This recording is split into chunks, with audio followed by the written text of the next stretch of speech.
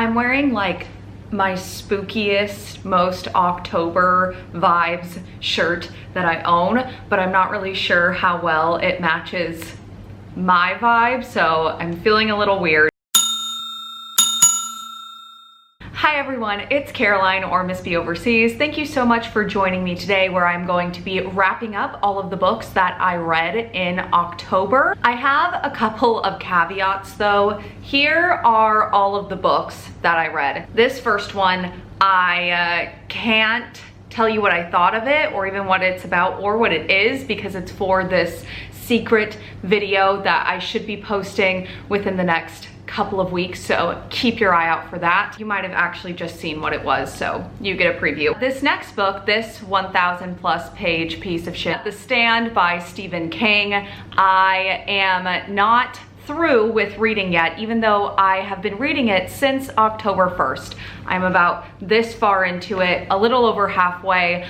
I didn't want to have to pick whether I was going to wrap it up in October or in my November wrap up, and I definitely didn't want to include it in both. So I'm just making a separate sort of reading style vlog for this one that, God willing, should be up within the next week or so. So that's another video you can keep your eye out for, which leaves these 3 remaining books that I am going to wrap up. I think the first one that I'm going to do is Nixia Unleashed, which I'm now realizing that I really can't tell you a whole lot about either, because it is the second in a trilogy and I want to avoid spoilers, but I guess that I can tell you a little bit, like give you a broad overview of the series setup as a whole. So this is a young adult science fiction near future type of setting where space travel has become privatized, and there is this big corporation called Babel that wants to mine this super rare and super valuable and kind of fantastical substance that's on this other planet, and that substance is called Nixia. But for reasons, only teenagers can be sent onto this planet. So the whole setup for book number 1 is that they find this group of teenagers. While they are space traveling to this planet, this group of teenagers goes through a series of trials, like physical tests, mental tests. They are all competing against one another to actually get to go on to the planet and reap the benefits of mining this substance, because that's the catch.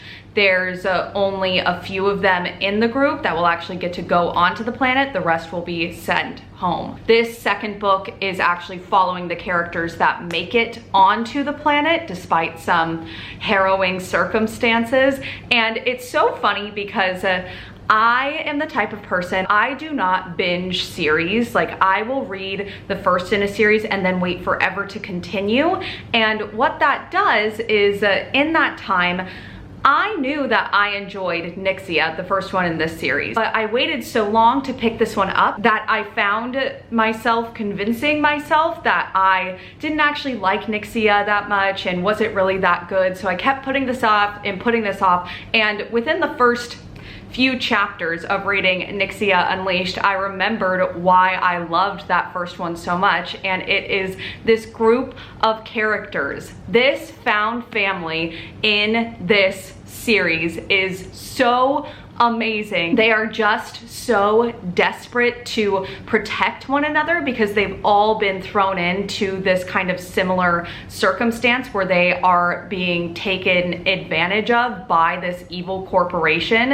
And so in the second one, we really get sort of banded together through revenge, and the revenge that they want to all seek on this corporation. Like, I can't tell you how many just like squeal moments I had while reading this because of how much this group of friends love each other and would do anything to protect one another. I would even go so far as to say that this found family is the best found family in YA. Like, move over Six of Crows, this one takes the cake. As far as plot goes with this one, this book definitely, I think, falls under that kind of second book syndrome that a lot of second books in trilogies has, where there's not really any stakes, especially coming off the plot of the first one, where the stakes are super high because the whole time they're competing against each other to be able to accomplish this end goal, which is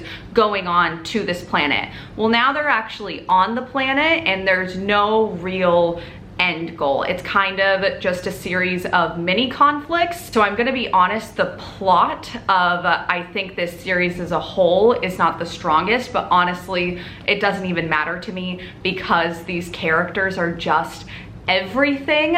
It's also one of the most diverse cast of characters that I've ever seen. These characters come from all over the world, and because of the effects that this substance has, they are able to communicate with each other despite the language barriers that would typically give them trouble with communication. I feel like the author does a really good job at incorporating these diverse characters, but not making it gratuitous. That being said, I am not own voices for any of these characters, so I would encourage both myself and others to seek out own voices reviews. The diverse representation is there, and I feel like in young adult books especially, that's important, and especially because this is a series that I will be and have been recommending to students, so that's always something that I try to look for. 4 out of 5 stars. Will definitely be completing the trilogy. Will it happen anytime soon? No, I'm probably going to procrastinate picking up the 3rd and final book, but when I do, I'm sure it's going to wreck me and I'm going to love it just as much as I have loved the first two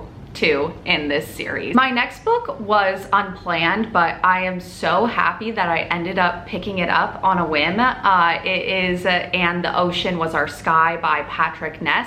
This book, I guess, could be considered young adult, but it's really one of those that I could see any age range reading. It does include illustrations to accompany the story, kind of in a similar vein of A Monster Calls by Patrick Ness. So this story is essentially a flipped, and I use that word flipped literally, a flipped version of Moby Dick. So in Moby Dick, we're following this human, Ishmael's, I think, perspective of him hunting this sort of mythical, monstrous whale. And in And the Ocean Was Our Sky, it's literally flipped, and we're following this whale that is part of a pod of whales that hunts humans, and through a series of events they end up hunting this monstrous and mythical human called Toby Wick.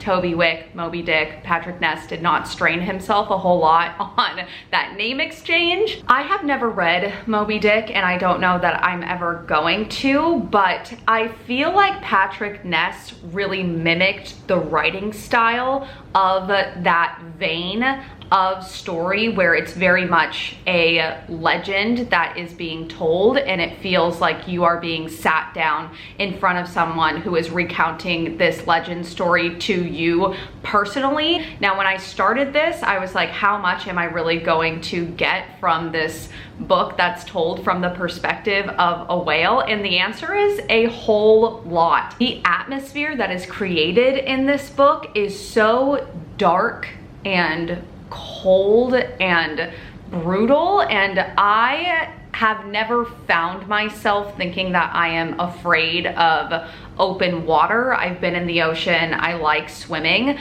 but this story being told from these perspectives of whales who hunt humans, and the whole thing takes place underwater in the ocean, it was so just kind of, I don't know, it was a little bit frightening for me. I found myself getting a little claustrophobic, but in a way that I enjoyed just because the atmosphere was so strong.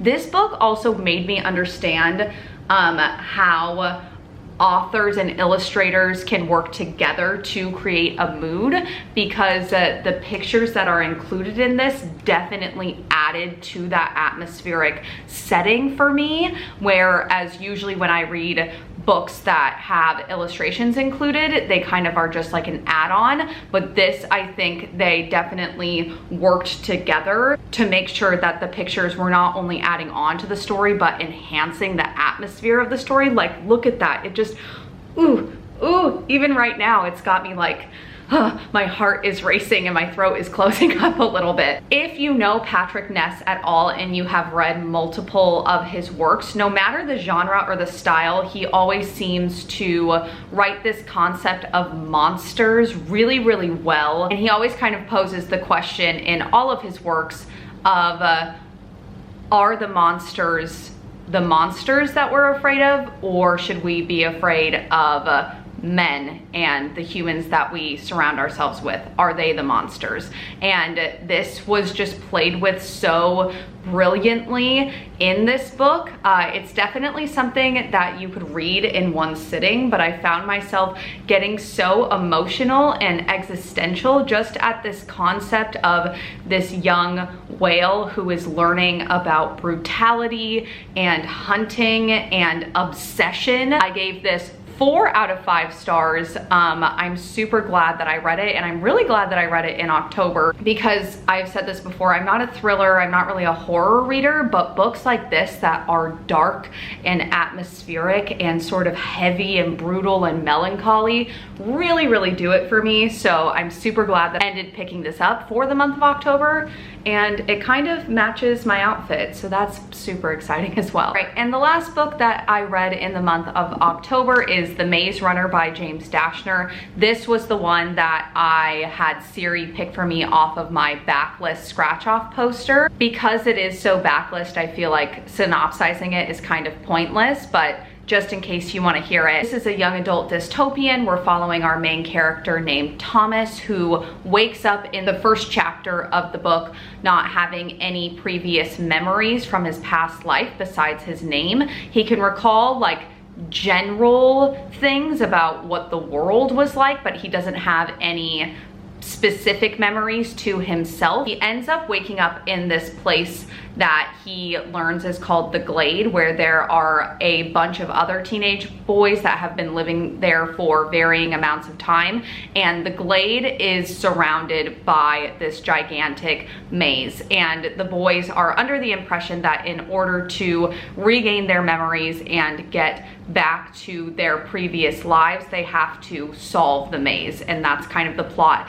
that the story follows. This is yet again another backlist YA title that I was hoping was going to live up to its hype from 10 years ago, and it did not. If I would have read this when it would have been published in, when was this published? Oh, in 2009. If I would have read this in 2009, High School Caroline would have loved this, would have recommended to everyone, would have continued in the series. Reading backlist YA like this right after reading more current YA like this just really shows you how far young adult has come. To me, there just wasn't really anything special about this. I could see definitely this being described as fast-paced, but I did not jive with the pacing and the plot enough to actually want to keep reading it. If the main character Thomas had even a single personality trait or any ounce of character development, I could see myself having enjoyed it a bit more. I do enjoy dystopian settings, and I thought that the concept of the maze and trying to solve it and escape it and this kind of unknown murky memory thing going on in the plot, I thought that was really cool. So this ended up being a 3 out of 5 stars. I will not be continuing in the series, but I will recommend it. This is one of those books that I recommended to students when I taught 8th grade, and it's one of the few books that I could still see myself recommending to my students even though I teach 6th grade now. As far as like comprehension and then content matter as well, I think that it's accessible for both grade levels, so that's cool. And those are all of the books that I read during the month of October. It wasn't the most stellar reading month in the entire world, but I definitely found some things that caught me off guard and took me by surprise, and I always love when that happens. There's just something that's like so satisfying about picking up a book that you're not sure about and ending up loving it, even more so than picking up a book that you know you're gonna love and loving it. I don't know why. Does anyone else feel like that? I just feel like I've made like a new discovery about a book or about myself as a reader. So I'm really glad that I got the opportunity to read some of those this month. Looking forward to another month of reading in November, and I think that's the next video that I will see you all in, is my November TBR. So I'll talk to you then. As always, thank you so much for watching. Have a great day. Goodbye.